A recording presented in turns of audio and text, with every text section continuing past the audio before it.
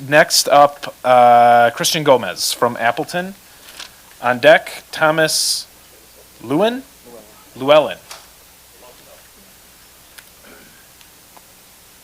Welcome. Thank you. Thank you for having me. It's a pleasure to be here with all of you, Chairman, plural. But before I commence, I would like to just address a few points that were brought up earlier by some of the previous speakers. Earlier it was mentioned, I believe Representative Shaw asked a question to David Lewis whether the John Birch Society had in the past supported an Article 5 convention. By the way, I work for the John Birch Society. I'm a research associate, and I'm also a contributor for the New American Magazine, and that's listed in the written testimony that's being passed around. The John Birch Society has never officially actually supported a constitutional convention or Article 5 convention or a convention of the states, however you want to call that. What we did support in the late 70s, early 70s was something called the Liberty Amendment that was supported by the then chairman of JBS, Robert Welch, and Larry McDonald, who was also a member of the U.S. Congress, a Democrat from Georgia, as a matter of fact. And in a question, well, while addressing the U.S. Congress, Congressman McDonald mentioned that the Article 5 convention was a route being taken to support the Liberty Amendment, but JBS itself has never supported that route to support the Liberty Amendment, and nor do we now, of course, obviously support an Article 5 convention, hence why I'm here to testify against that option. Now, with respect to the former State Representative Gary Bantz from Oklahoma, that an Article 5 convention is totally different than a constitutional convention. I just want to remind all of you here that Rosalie Greenlee earlier addressed that very well when she used the definition from Black's Law Dictionary, which again states that a constitutional convention is a, quote, duly constituted assembly of delegates or representatives of the people of a state or nation for the purpose of framing, revising, or amending its constitution. Article 5 of the U.S. Constitution provides that a constitutional convention may be called on the application of the legislatures of 2/3 of the state. And that definition first appeared in the 1910 edition of Black's Law Dictionary and remains unchanged till this day with current editions of Black's Law Dictionary. They're both the same entity. Those who say that they're different, that is not correct, because even proponents of the Article 5 Convention for the very purpose of a BBA in the 1980s, for example, would call this method a constitutional convention. That's only a modern fabrication to state that the two terminologies do not refer to the same thing, when in fact they do. Now, I would like to proceed to my written testimony, if I may. Again, I would ask that all of you here today please reject Senate Resolution 18, Senate Joint Resolution 18, and Assembly Joint Resolution 21. If passed, SJR 18 and its Assembly companion, AJR 21, would constitute a, quote, continuing application for a convention for proposing amendments in accordance with Article 5 of the Constitution of the United States. Now, the primary purpose of this application resolution is for proposing a balanced budget amendment, or BBA, to the Constitution of the United States. Although this resolution does not provide the text for the proposed BBA, seeing as it would be written, proposed, and ultimately debated by the delegates to the convention under Article 5, we do have an idea of what or how an actual BBA might read based on the various iterations that have been proposed by members of Congress, state legislators, and various advocacy organizations over the past several decades. For reasons which I shall promptly address in the remaining time allotted, I call this amendment proposal the Unbalanced Budget Amendment, or a UBA. Of the various proposed BBAs in Congress over the past few years, virtually all of them allow for deficit spending based upon an agreement of a 60% or 67% approval of both legislative chambers, the House and Senate. For example, Section 3 of both SJR 7, sponsored by Senator Mike Lee of Utah, and HJR 29, sponsored by Congressman Barry Laudermilk of Georgia, provides for suspending the balanced budget requirements for that fiscal year by an easily attainable roll call vote of 2/3 of both houses of Congress. That means that 290 votes in the U.S. House and 67 votes in the Senate would be able to waive the requirement to balance the budget, and each of those 290 representatives and 67 senators would be able to return to their congressional districts and to their constituents and tell them that they have obeyed their oath of office of upholding the Constitution with respect to the likely wording that we would expect from a BBA. However, in the event that Congress fell short of the required 290 votes in the House or 67 in the Senate, virtually every proposed BBA includes an even larger loophole that would make it easy for Congress to not have to balance the budget. The loophole reads, quote, requiring that in the absence of a national emergency, the total of all federal appropriations made by the Congress for any fiscal year may not exceed the total of all estimated federal revenues for that fiscal year. Did you catch that? In the absence of a national emergency. Now, that wording comes from the proposed BBAs that we have seen from the American Legislative Exchange Council, ALEC, and other proposals from other state legislatures. I am aware that this current proposal does not have that language in it, but we would probably expect it out of the convention which we are considering here today. So in other words, all it would take to constitutionally not balance the budget is essentially a national emergency. So for a moment here, let's suppose that the BBA was already ratified and already part of our Constitution. The budget still might not be balanced.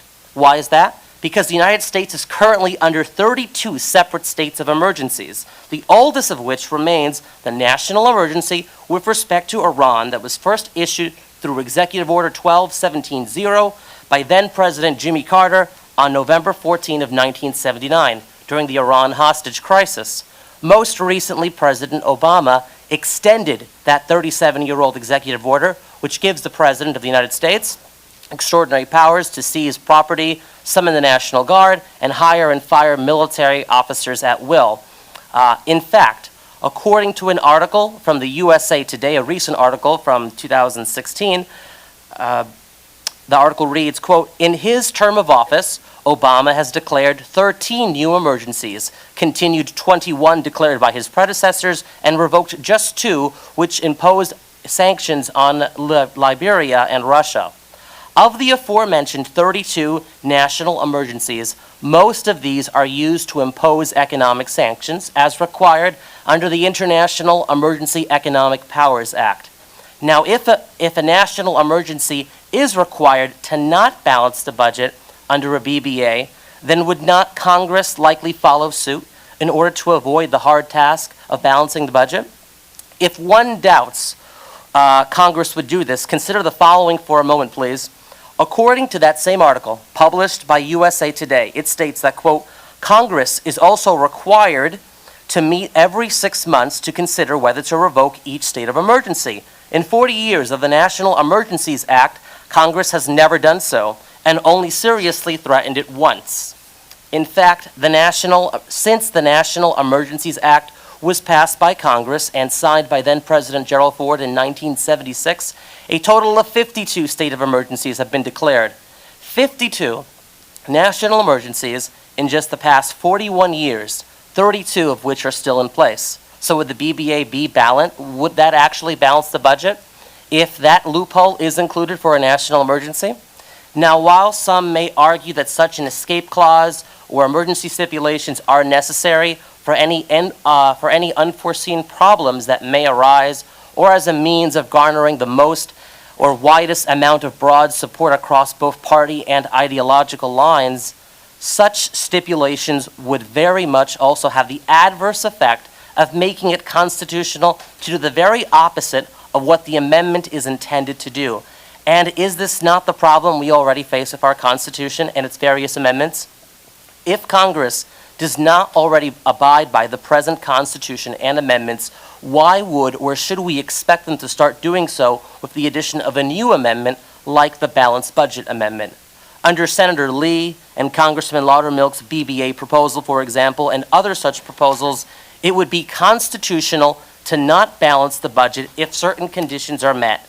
conditions which could easily be satisfied in order to not only ensure the continuity of big government, but even to justify it as being in accordance with the Constitution. In other words, the BBA makes an unbalanced budget constitutional. We know that an Article 5 convention would not be made up of solely fiscal conservative delegates. There may be some, but there would also be many delegates from progressive states or even conservative-leaning states that would be progressives themselves, liberals and moderates. In order to widen support for a BBA from such groups, the BBA would likely have to be watered down with even further loopholes, such as the following amendments that Democratic lawmakers have proposed in Congress to propose BBAs in the past. The following is a sampling of such proposals offered on the floors of both the House and Senate during the 1995 and 1997 considerations for a BBA. And this information comes from a report written by Istok Ernest, a distinguished fellow at the Heritage Foundation. Representative Robert Wise offered a multifaceted substitute that would have provided for separate federal capital and operating budgets, would have required that only operating budgets be balanced, would have exempted Social Security from balanced budget calculations, and would have permitted Congress to waive the balanced budget provisions in times of war, military conflict, or recession. Senator Richard Durbin tried to insert the following language into the BBA, quote, "The provisions of this article may be waived for any fiscal year in which there is an economic recession or serious economic emergency in the United States, as declared by a joint resolution adopted by a majority of the whole number of each House, which becomes law." Senator Barbara Boxer proposed, quote, "The provisions of this article may be waived for any fiscal year in which there was a declaration made by the President and a designation by the Congress that a major disaster or emergency exists, adopted by a majority vote in each House of those present and voting." Representative Major Owens wanted to, quote, "allow a majority of Congress to waive the balanced budget provisions contained in the joint resolution in any fiscal year that the national employment rate exceeds 4%. Representative John Conyers wanted to require a detailed plan of spending cuts before balance could be required, proposing to, quote, "exempt Social Security from balanced budget calculations and provide that before the constitutional amendment could take effect, Congress would be required to pass legislation showing what the budget will be for the fiscal years 1996 through 2002, containing aggregate levels of new budget authority, outlays, reserves, and the deficit and surplus, as well as new budget authority and outlays of an account-by-account basis." And Representative David Bonnier, if I'm pronouncing his last name correctly, I'm not sure, tried not only to exempt Social Security from the calculations, but also to require only a simple constitutional majority vote. In other words, 218 in the House and 51 in the Senate to allow deficit spending. So, with amendments such as these, or amendments to the BBA such as these, exempting Social Security or not having to balance the budget during a time of military conflict or economic recession, the budget will never truly be balanced, especially in light of our state of perpetual warfare. And all of this would be constitutional to not balance the budget, because all of that, those loopholes, would in turn be part of the very Constitution we would all swear an oath to uphold. So no actual BBA with a realistic chance of working should include escape or emergency clauses, but no proposed BBA with any real desire of attaining the most or widest appeal would come without it. So I urge this committee to oppose this measure that potentially jeopardizes the whole Constitution, opening it up to possible total rewrite for the mere sake of proposing one amendment that will more than likely be diluted, not work after it's ratified, and even make it constitutional to not balance the budget. For these reasons is why I both call it the unbalanced budget amendment and respectfully urge this committee to reject SJR 18, AJR 21. BBA equals UBA. Don't risk the Constitution through an unprecedented and unpredictable convention to propose an unbalanced budget amendment. Please vote against SJR 18 and AJR 21. Thank you. Thank you for your testimony.